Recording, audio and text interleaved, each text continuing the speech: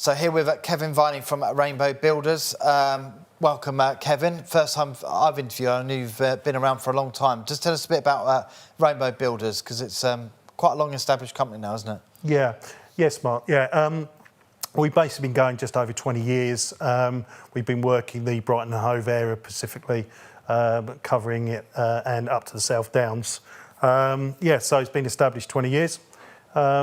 Just general builder, doing all sorts of, refurbishment work and extensions. And you've never been busier, because we were just having a chat off stage, really. People have they're probably staying put and kind of expanding, using permitted development rights. Builders are in business, aren't they? Very much so. Yeah, quite right. Basically, as you say, the development has been dropped now, and it allows you to do what you like on a lot of the extensions now, and obviously loft conversions. Because of COVID, a lot of people now obviously working from home, and they want that extra room, and obviously the extra floor space for the family. Yeah.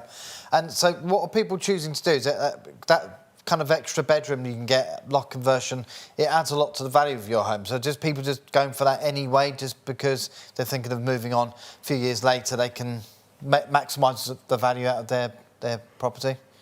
Yeah, I think you're right, and I think there's various reasons for it, because everyone's got their own personal reasons for it. I mean, going up is a great idea, because obviously you've got the roof space, and then you go up and create that, like you say, the fourth bedroom, whether that be an office or it creates an extra bedroom en suite on office space, and then moving out as well, that allows them to have that kitchen diner that they've always wanted. Subsequently, you've got the stamp duty holidays coming to an end.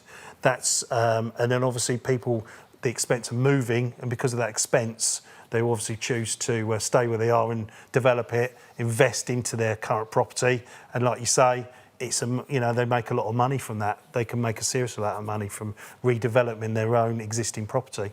What about basements? Because that was a London kind of trend, wasn't it? It costs too much to kind of convert a basement in Brighton. It's probably not. It's not an option that people have because they can't make the return on it. Are you finding that, or are you finding that people are digging down? Well, it's interesting because London's always set the trend. Yeah. As we know, and Brighton always follows, and it always has done. And yes, funny enough, my brother-in-law, he actually did the digging out of for the London set, and they have the swimming pools, or they might have the saunas, or they might have the cinemas. So that's sort of coming. I do have various top-end clients where they, especially around Hove Park, and they've got bigger expansion areas and bigger footprints of the actual property. So they still are now, funny enough, going forward and moving into that, and they're doing the digging down into the basements and creating that extra space for whatever purpose they want. So I think you're right. I think it's going to. I think it's the way forward, and I think it's probably going to start seeing more of that in the next 5 years. So we're going to get a few more neighbour disputes in, because we were just having a chat off camera. How do you avoid that? Because with permitted development rights, you can get pretty close to your neighbour's property, and it's almost certainly going to get the go-ahead, because it's legal, isn't it? It's why it's called permitted development. So how do you navigate that? Because I know that, all these programmes on now where neighbours fall out of each other. You've got a special way of doing that, haven't you, to try and avoid conflict at least? Yeah, I mean, it makes good TV, obviously, with the neighbours, and obviously the amount of people that do cross that boundary line. Unfortunately, that you can see a lot of it is quite obvious. You can see that it's a fence line, and that's your fence line, that's your boundary, and you should be building over it. I mean, it even happened to me. I had a house in Hove. I just moved, and when I rented the house out, and they had a rear extension and built over 1/2 metre over my boundary, and I didn't know it because I was renting it out. For several years. So then I moved back into the house, and then all of a sudden, it wasn't just the built the extension over on my boundary and my garden. The garden line, or the line of sight as it goes down, I lost that 1/2 metre all the way through from a typical house that sometimes has these sort of 80 to 100 foot gardens. I lost a 1/2 metre all the way down the garden as well. So how did you can't rectify that? If Well, this is the problem, and sometimes these things happen, and people do things without, obviously, especially with landlords, they might rent the property out. They're not aware of the day-to-day running like me and you would be in our own houses. So that happens. What should happen by law is that they kind of really introduced it and made it quite belt and braces about 10 years ago with the Party Wall Act. So you obviously, what would be easier for people would be is to, you can actually download the PDF document off the internet, just put it in Google, Party Wall Act. It's just a standard document. It's great because it gives you and the neighbour the opportunity to discuss it, and then obviously you can just sign it, you sign it off, and you're happy with that boundary, and that's the party wall, and you've agreed to that Party Wall Act in principle, and therefore that then transitions with the architect and the structure work and the building regulations, and when obviously that involves with the building control officer as well, the local building control officer. So he's more than happy if you've got the Party Wall Act that's been agreed, then that's even better. Yeah. So what about going forward then? How big's your company? How many staff have you got? Are you expanding or? Well, it's interesting now because the dynamics in the old days there was about I had offices, 2 secretaries, office workers, 4 vans, guys in there, several. 10 odd guys in vans and all the rest of it. But the dynamics have changed because obviously self-employment.